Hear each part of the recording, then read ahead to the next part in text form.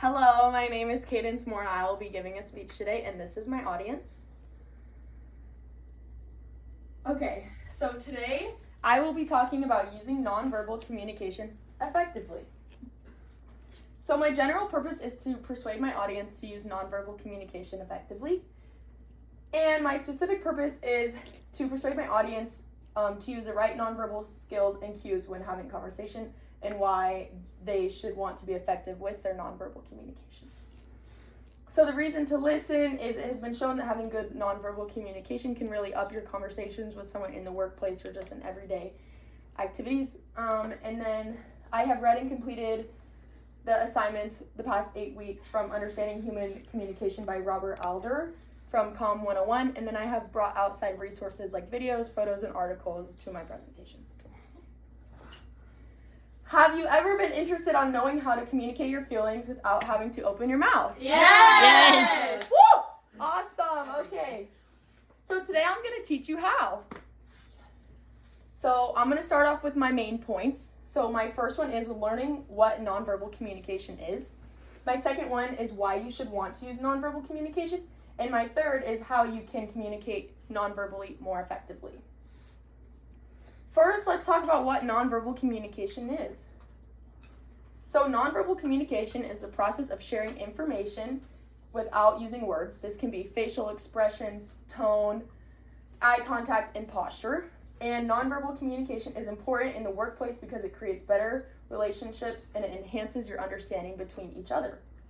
Lastly, it can be a tool used to resolve conflict through the feeling of trust with one another.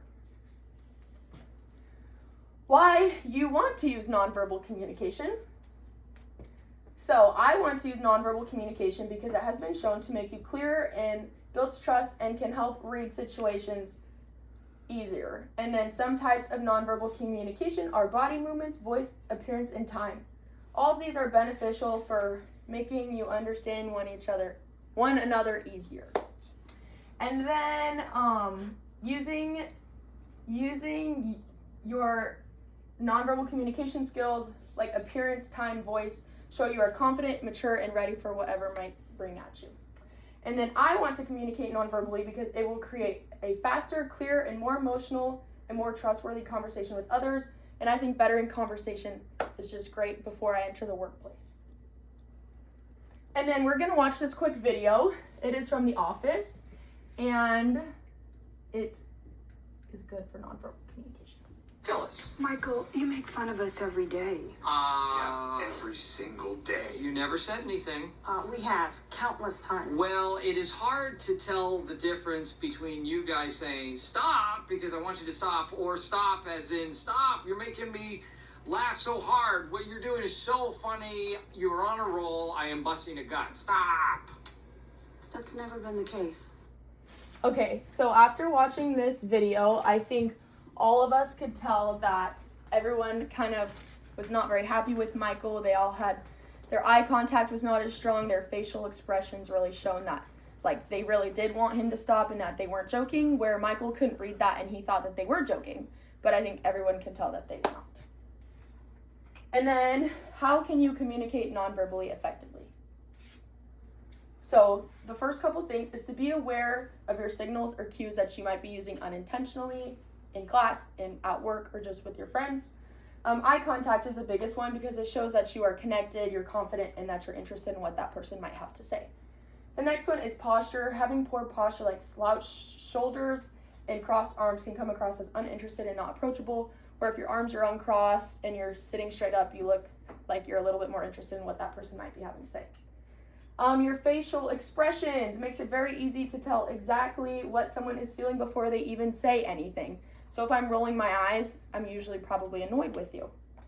And then your tone. So the tone, most of the time, is the most effective on a person. It's not necessarily what you say, but it's going to be how you say it to someone. And then we're going to compare these two photos here. So on the left, you have a woman. She's sitting straight up. Her arms are uncrossed. Her head is held high, and then her legs are crossed at the bottom. Where the guy on the right, his clothes are dirty, his arms are crossed, he's slouched, and his face is just showing you that he's not really interested Which one would you rather have a conversation? The girl on the left or the guy on the right? The Girl on the left. Definitely. Yes. Okay, yes. The girl on the left, because he just looks like he's going to be a waste of my time.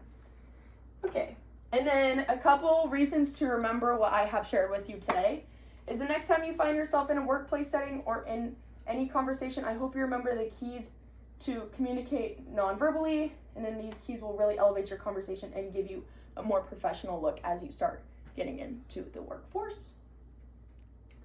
And then I'm going to just go over the main points so that you remember what I have left you with today.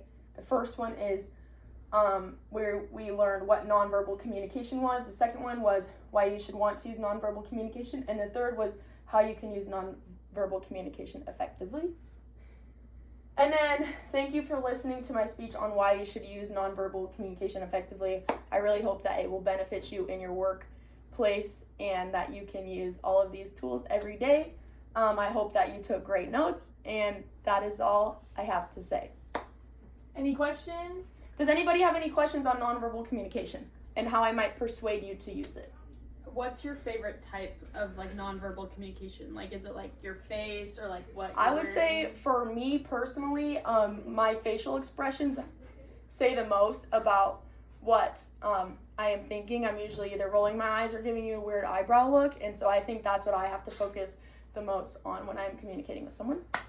Yes. Did you ever look at age groups and how, like, do little kids tend to just not be aware of that? Is that why they usually get so distracted easily? And then obviously, like, in a professional workplace, when you're getting interviewed, you obviously want to be as professional as possible. So do you have any, like, cues on that? Yeah, I would say kids usually are not as aware of their facial expressions or any of their nonverbal cues because they're younger and they don't quite understand what they are showing on their face, whereas people that are in interviews or in the workplace, they've kind of been there before, so they have better examples and stuff. Any other questions? All right, well, I hope